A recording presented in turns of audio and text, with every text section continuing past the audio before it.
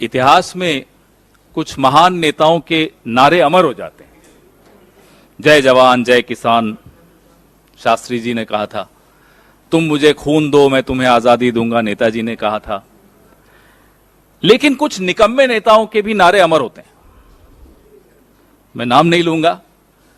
एक निकम्मे नेता ने कहा, न हमारी सीमा में कोई घुसा हुआ है, न कोई आया। यह भी अमर हो गया नारा। जब गलवान में चीनी सेना हमारी पोस्ट पर कब्जा करने आई, तब यह सफेद झूठ इस देश के सामने परोसा गया और यह अमर हो गया।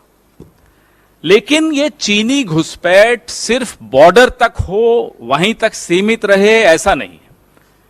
अब वो गुजरात तक पहुंच गई है। वो ऐसा राज्य जिसमें जहां से प्रधानमंत्री खुद आते हैं, जहां से गृह मंत्री खुद आते हैं, उस राज्य में चीन की घुसपैठ कैसे हुई है आप स्क्रीन पर देख पा रहे हैं। न केवल घुसपैठ हुई, ये व्यक्ति पाकिस्तान से सटे हुए 2 जिले बनासकांठा और पाटन, वहां बैठकर 9 दिन में 1400 करोड़ रुपए की चपत लगाकर गायब हो गया। देखिए लोगों की शिकायतें, 2022 की शिकायतें आपको स्क्रीन पर दिख रही हैं। जो इसके विक्टिम्स थे, जो शिकार थे इस स्कैम के, भोले भाले लोग, गुजरात के 1200 लोग इसके शिकार बने। और ये व्यक्ति, आप सोचिए कितना संवेदनशील इलाका है। गुजरात के ये जिले जो पाकिस्तान से सटे हुए हैं, वहां एक चीन का व्यक्ति आता है और ये उस दौरान आता है जब प्रधानमंत्री महीने में 1 या 2 या 3 या 4 बार गुजरात प्रचार करने जा रहे थे चुनाव। उस दौरान ये स्कैम भी हो रहा था। पुलिस व्यस्त थी या पुलिस किसी दबाव में थी, ये क्या चल रहा था, इसका उत्तर आप लोग ही ढूंढेंगे। हम भी ढूंढने का प्रयास कर रहे हैं, लेकिन कुछ तो चल रहा था। अक्सर सुनाई देता है कि भाई एक चौकीदार है, वो चौकीदारी कर रहा है देश की, उसके दोस्त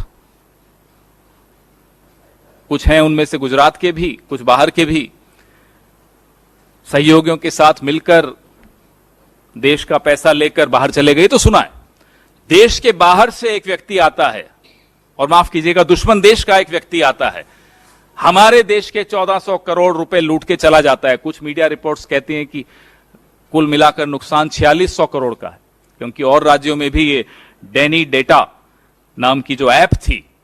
और इस ऐप को प्रचारित कौन कर रहा है आप स्क्रीन पर देख रहे हैं। पुलिस बेचारी अपनी तरफ से तो नहीं प्रचारित कर रही होगी, उनको भी कहीं से निर्देश हुए होंगे। पुलिस के जवान इस ऐप को प्रचारित करते हुए आपको इन चित्रों में दिख रहे हैं। तो ये इशारा कहां से हुआ? पुलिस एक ऐप को, जो कि एक चीनी व्यक्ति द्वारा बनाई गई ऐप है, why is the police advertising an app made by a shady dubious Chinese national? How could that Chinese national come to Gujarat and go to sensitive districts which are bordering with Pakistan and do this online app-based gambling and loot 1400 crores from 1200 people of Gujarat? Don't forget, it's the same state where the Home Minister comes from, where the Prime Minister comes from. And they keep talking about the Gujarat model. ऐसे राज्य में यह हुआ। हमारे सवाल हैं, बड़े स्पष्ट सवाल हैं। आप प्रधानमंत्री जी, आपके राज्य में यह हुआ, गृह मंत्री जी आपके राज्य में यह हुआ, आपने सर्टिफिकेट देते रहे, क्लीन चिट देते रहे, यह कैसे संभव हुआ? जिम्मेदारी किसकी बनेगी?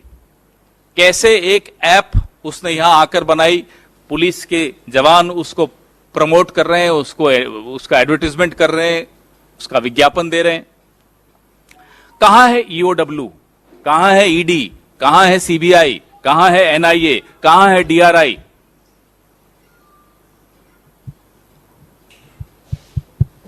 या सिर्फ ये तमाम एजेंसीज विपक्ष के लिए बनी हैं? जहां देश का नुकसान हो रहा हो, देशवासियों का नुकसान हो रहा हो, वेयर आर दीज एजेंसीज? और सरकार क्या, जो अपने आप को चौकीदार मानती है, ये ट्रैवल एजेंसी बन गई है स्कैमस्टर्स की? आइए साहब, आइए, लूट के चले जाइए। तो ये सरकार चल रही है या ट्रैवल एजेंसी चल रही है? और डैनी डेटा ऐप को प्रमोट क्यों किया गया, किसके इशारे से प्रमोट किया गया, इसका जवाब ये देश मांग रहा है। इस अभियान के पीछे, इस प्रचार अभियान के पीछे कौन था?